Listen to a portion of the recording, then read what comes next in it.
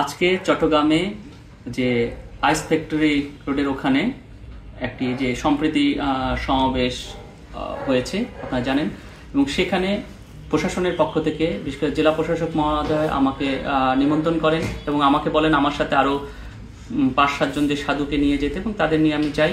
এবং যাওয়ার পরে সেখান থেকে কিছু ব্যক্তি তারা গোয়েন্দা পরিচয়ে তারা বলে যে এখান থেকে চলে যেতে আমাকে।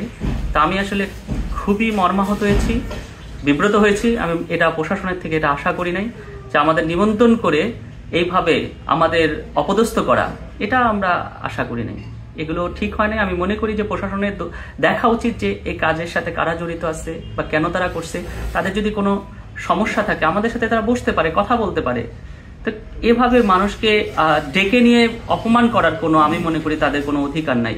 সেই বিষয়গুলো আমি যতদূর দেখেছি যে প্রশাসনে, বিশেষ করে আমার জেলা প্রশাসক মহাশয়ের সাথে যে কথা হয়েছে, তাদেরও আমার কখনো আন্তরিকতার কমতি মনে হয় নাই, বা পুলিশ কমিশনের সাথে কথা বলার পর তাদেরও অনেক আন্তরিক মনে হয়েছে। কিন্তু আমার মনে হয় মাঝখানে এখানে কোনো একটা গ্রুপ এই ঘটনাগুলো ঘটাচ্ছে।